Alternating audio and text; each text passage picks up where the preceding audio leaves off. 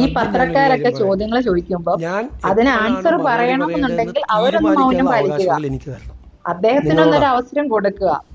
നിങ്ങളോടാണ് കേട്ടു നോക്കിയതൊന്നും ഞാൻ മറുപടി പറഞ്ഞില്ല. മൗനി ബാബയാണ് 12 പ്രാവശ്യം ചോദിച്ചു. എങ്ങനെയാ ചോദിച്ചതെന്നറിയാം? ഒന്ന് രാവിലെ ഞാൻ വീട്ടിൽ നിന്ന് ഒരു ചാനലുകാരൻ വന്നാണ് 12 പ്രാവശ്യം അദ്ദേഹത്തിനോട് ചോദ്യങ്ങൾ ചോദിക്കുന്നത്. അത് കഴിഞ്ഞിട്ട് ഞാൻ വീണ്ടും അകത്ത് കയറി കുളിച്ച് പുറത്തേക്ക് ഇറങ്ങിയപ്പോൾ വീണ്ടും മൈക്ക് വെച്ച് ചോദ്യം. ഞാൻ കേരള ഹൗസിലേക്ക് കയറുമ്പോൾ ചോദ്യം, ഇറങ്ങുമ്പോൾ ചോദ്യം. പിന്നെ ഞാൻ വണ്ടിയിൽ കയറിയിരിക്കുമ്പോൾ ഒരു മൈക്ക് എൻ്റെ മുഖത്ത് വന്നാണ് ഇടിച്ചത്. ഞാൻ ആരോടും പറഞ്ഞിട്ടില്ല ഇതുവരെ. ഇപ്പം നിങ്ങളോട് രഹസ്യയോട് പറയാം, എൻ്റെ മുഖത്താണ്. ഞാൻ ഒന്നും പറഞ്ഞില്ല, സത്യം. എന്നിട്ട് എന്നോട് ചോദിച്ചു. അപ്പോഴും ഞാൻ ഒന്നും പറഞ്ഞില്ല. എപ്പോഴാണ് പറയേണ്ടതെന്ന് തീരുമാനിക്കാനുള്ള അവകാശമെങ്കിലും ദയവ് ചെയ്ത് എനിക്ക് തരാം. അദ്ദേഹം പറയുന്നത് കറക്റ്റ് അല്ലേ? കാര്യത്തിൽ മറുപടി പറയാം വേണ്ടേ? അത് ഞാൻ പഠിച്ചിട്ടല്ലേ പറയേണ്ടത്, മനസ്സിലാക്കിയിട്ടല്ലേ പറയേണ്ടത്, സമയത്ത് ഉചിതമായ സമയത്തല്ലേ പറയേണ്ടത്. ഞാൻ അങ്ങനെ ഒളിച്ചോടുന്ന ആളാണോ? അങ്ങനെയാണെങ്കിൽ ഞാൻ ക്യാബിനറ്റ് ബ്രീഫിംഗ് നടത്തി തുടങ്ങിയില്ലേ നിങ്ങളോട്?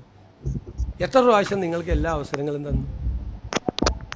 അപ്പോൾ മറുപടി, നിങ്ങൾക്ക് ചോദ്യം ചോദിക്കാനുള്ള അവകാശം പോലെ തന്നെ എനിക്ക് മറുപടി പറയാനുള്ള അവകാശം കൂടി എനിക്ക് തരണം. തീർച്ചയായിട്ടും. എന്നിട്ട് 12 പ്രാവശ്യം ചോദ്യം ചോദിച്ചിട്ട് പോയില്ല. 12 പ്രാവശ്യം, നിങ്ങൾക്ക് 24 പ്രാവശ്യം ചോദ്യം ചോദിക്കുക.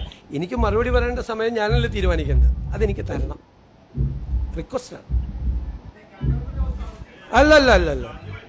അല്ലല്ല ഇങ്ങനെ അല്ലല്ല. ഞാൻ അങ്ങനെ ആകണമെന്നാണോ നിങ്ങൾ പറയുന്നത്? ഞാൻ ക്യാബിനറ്റ് ബ്രീഫിംഗ് നടത്തുന്ന ആളാണ്. നോ. നിങ്ങൾ ചോദിക്കുമ്പോൾ അല്ലല്ല, നിങ്ങൾ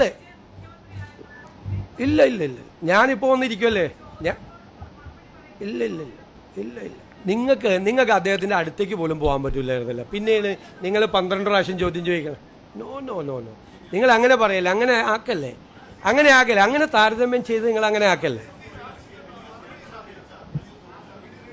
നിങ്ങൾ ഈ വിഷയം കേൾക്കണോ? ഈ വിഷയം കേൾക്കണം. എനിക്ക് പറയാനുള്ളത് ഞാൻ പറഞ്ഞു. ഞാൻ മറുപടി പറയേണ്ട സമയം തീരുമാനിക്കുന്നത് ഞാനാണ്. കാരണം എനിക്കത് പഠിച്ചും മനസ്സിലാക്കിയിട്ടോ പറയാൻ പാടില്ല. അദ്ദേഹം എന്ത് കറക്റ്റായിട്ടാണ് പറയുന്നത്, സൗമ്യമായ രീതിയിലാണ് സംസാരിക്കുന്നത്. അത് നിങ്ങളല്ല തീരുമാനിക്കേണ്ടത്. നിങ്ങൾക്ക് ചോദ്യം ചോദിക്കാം, അതിനുള്ള അവകാശം. അപ്പം നിങ്ങളുടെ വിലയേറിയ കമന്റുകൾ പ്രതീക്ഷിക്കുന്നു. ആയതുകൊണ്ട്